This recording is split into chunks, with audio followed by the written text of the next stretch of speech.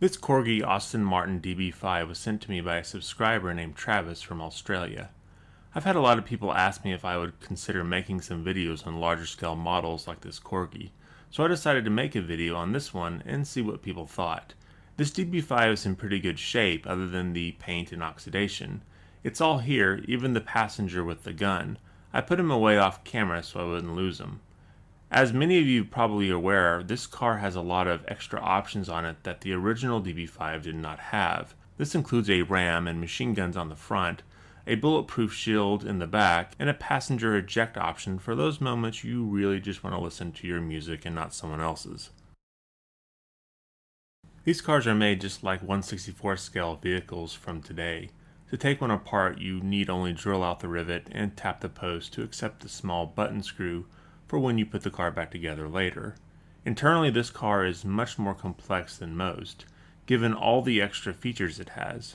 In fact, the engineering on this is rather impressive. It reminds me a lot of Mask toys from the 80s. These were cars that also had a lot of pop-out weapons. Most would transform into another vehicle. If you take one of those apart, you may also be taken back by the amount of engineering used for a toy, all during a time before advanced CAD programs like SolidWorks were around. The internal parts of this car are in good shape. The only thing broken is a small plastic part holding down the rear axle. No big deal, as the axle is also covered by the internal plastic seats.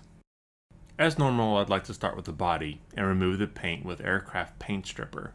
The paint on this car was rather tough and I had to go with 2 coats to get off all the paint, but in the end I was able to remove it. With the paint removed, I will start sanding the car and removing any mold lines like the one you see here.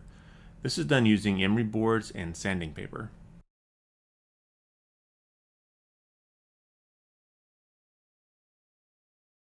Some mold lines, like this one on the back, I'll leave in as the mold line is integrated with other details. Removing it would be rather difficult without messing up those other details. Once the car has been sanded, it's time to prime the body using Tamiya Gray Primer. When the primer dries, I will then paint the car silver. Here I used a silver acrylic paint by Vallejo. To get close to the original color and to provide a very durable surface, I chose to paint the car in gold Spectraflame. To get to the correct shade, I kept applying layers of Spectraflame. Each layer would darken the color ever so slightly until I reached a match, or what I felt was a match for the original color. Given how many layers were applied, I ended up with some orange peel and a small piece of dust that landed on the top while the paint was drying. So to fix all this, I will move to the next step, which, as you have guessed, is polishing. Lucky for me, this car is rather simple to polish. The only real issue was to not get complacent.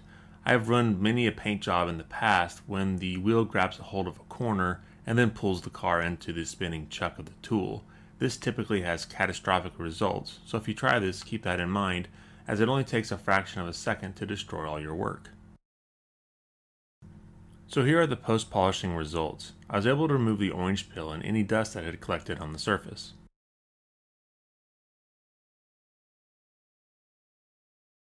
I can now move to the other parts. I'll start by washing the internal plastic seats with soap, water, and a toothbrush. The driver of this car doesn't look like any 007 I've ever seen. The receding hairline and my lighting sort of combined to give off a geriatric Hitler type look. My guess is they didn't even try for any likeness. But all in all, it cleaned up fine. The tires on this old car have long succumbed to dry rot. They're still holding firm, but have cracked and flattened over time. Since Travis only plans to display this car, I'll leave on the original tires. They do sell replacements on eBay from time to time, and if he wants to, he can change them out. For the rest of the base, I will wash with soap and water. The windshield is rather dirty, and after I washed it, I noticed it had fogged up over the years. To remove this, I used a buffing wheel on my Dremel and some polishing compound. It took some time, but I was able to remove all the fogging and restore the windshield to its former glory. For all the small metal parts, I used a small steel brush to clean and shine them up. I don't want to paint them as I worry the paint might gum up the mechanism of the car, so cleaning off the oxidation is the next best thing. For the bulletproof shield on the back of the car, I decided to polish it a little bit on the polishing wheel. I'm now going to move back to the body and mask everything off except the headlights, grille, and bumper. I'm not going to lie, this took some time to do. I'm going to paint these parts with an acrylic silver I use on the body. It's very important here to use acrylic, as I'll be using a step later that will not work if I use anything besides acrylic. I will airbrush on the paint, and once it dries, take care and remove the masking tape. It is very unlikely that I'll get a perfect masking job with all these small parts clustered together, so I'll use some acrylic thinners and a mini Q-tip to clean up any areas that I need the paint removed.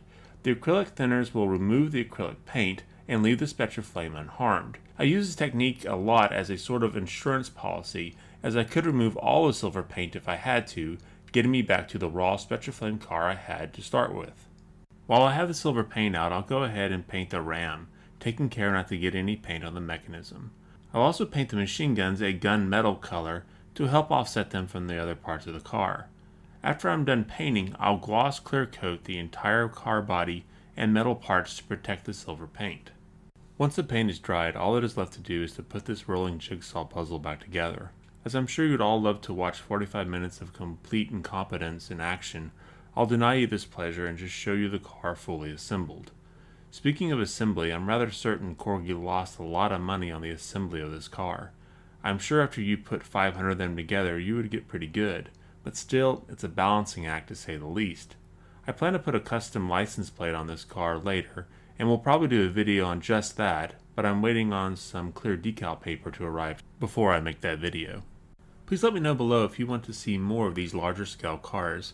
I do have several of them, and they are fun to restore. I don't want my channel to swerve too far out of the 1/64 scale cars, but I am okay with doing these cars on occasions. So let me know below, and as always, thanks for watching. Oh yeah, I forgot this little bad guy. You know every kid lost this guy in the first 5 seconds of owning this car. They hit that side button and then wondered after they got back from the emergency room looking like Emilio Largo what the heck happened to him.